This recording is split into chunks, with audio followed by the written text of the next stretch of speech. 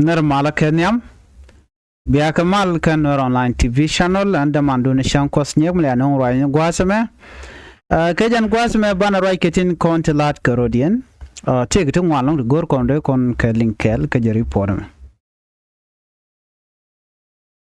A report can a mare Banarai check a quick cordana talk. Come SPLA IO, SPLA IO base in Lar.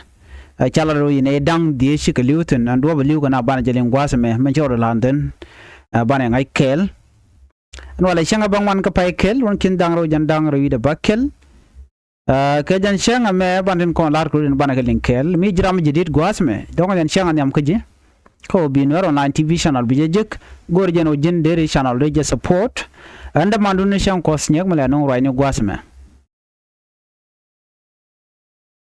Take a curm to talk Dora shall come illair. Kurmo talk come SPLA IO, Kenem Wenny. And a military base Kayunte state. A child no Kurmo make it walk. Shenate shop dhieech kanak. Can I don't want to take a vote? No. Chajomo Chajalat.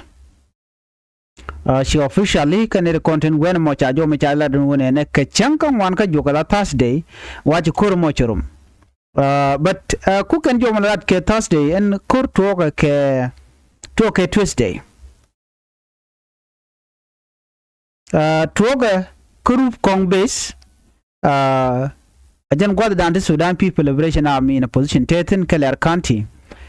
What do we done to why internal division, you know, tin corner to a kuume SPLA IO ko te tana ta dong de ko la retana chaga ko kuume kim yadi so la kana go be can kuume SPLA IO be can interrupt agenta dan len waru ngeje na it's not isolated la larke but a mission plan kabala let's so mela yana ringo no kuume SPLA IO chicken yin karodian I don't know there are people there they don't quite use a kira then be can SPLA IO be can a kula dark.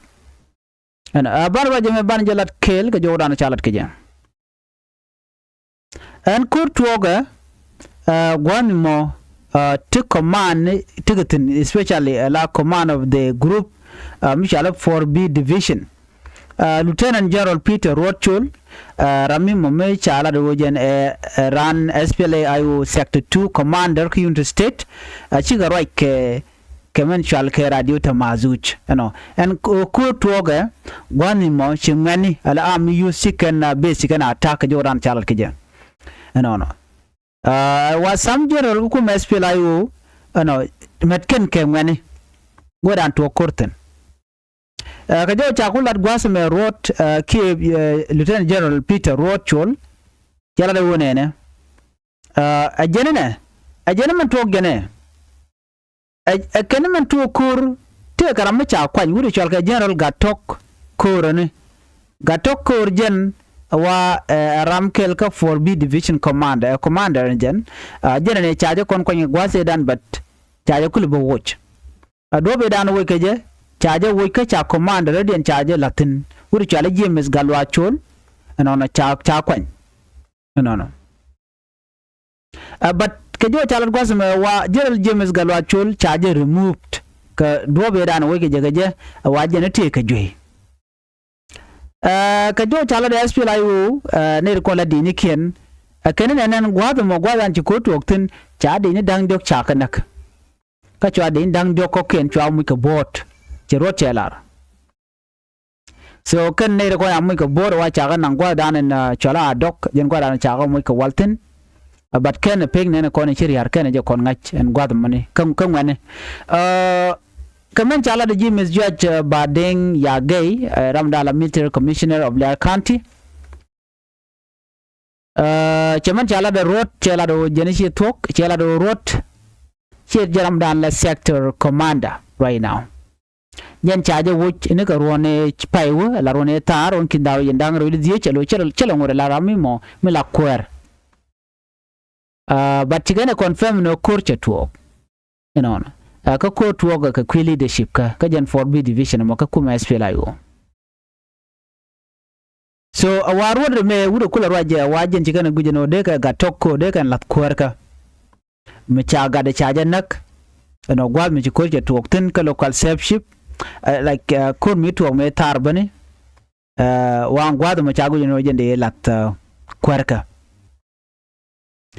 ka wa gwe jeno chi chetin chin cheje no bare community ka kuji moni wa jendo bdanan le roda then from there mu kore tuwo chane die chaga ne kane dangwan chamu ko bordit ne chamu ko bot wa chaga nan dul wal ka yage ke chana dul wal just yage jala yage jan ramadan ko report ko lat ne re konti to group kong village kor well ci kana confirm no ci kore tuwo ne dang die ci ga liwon wena mo ka liwon gwa kur kane dangwan te ci yegen te ne nan gwata moni and do bran fay na ka je kimen tar ka kur mo ka je reason man chalat well ajene ne ajene internal division ka kuume SPLA IO don't te ne te mo gor kur ka wara me dia kur ko ngai la na la wo mi ara mo wo chin den bara den bai la rich but ne de shi goro de ka woch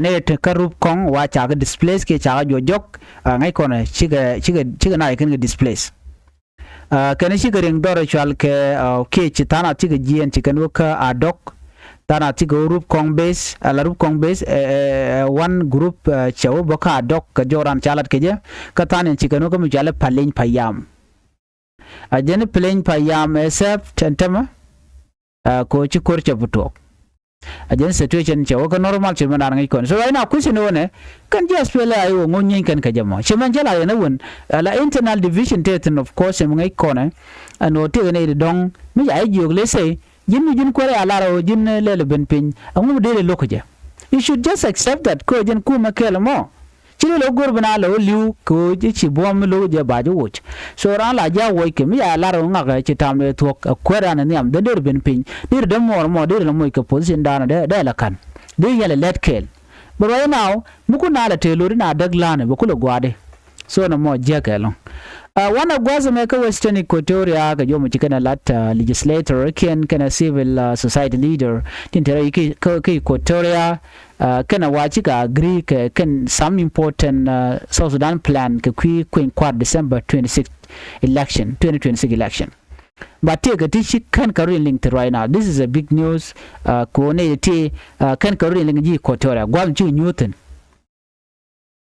kana na me Queen Quare chare la tap ko jan gorjeno ba kon ngajeno gwada wona tana gwada din ko en South Sudan kana national election kana jamalat baramlat kan wa ka tap ko do mu shiro de lot chiji ko tra jalar no na me che chong ko ai kon dial na wal kan independent kan je ke jen independent me ko aje ke 2011 tele kwermi am kwan en selbe ke mi yadit karo ada ruwajo ko gwan me chaga titen gwat me kane de ti chigala do ne ka chankan wan ka jok chi ka dol no and which members she can agree ka some point ka disagree ka tangwane akan na me nyu jeno ne content wana mo cha chika goro de Queen Quad jelat ko za wate ka te game to kana goro jeno de ka konlat but people here can know Benazil continue ko ba Queen Quad ba jela but kan na me cha de talk so na me amade jena lingo no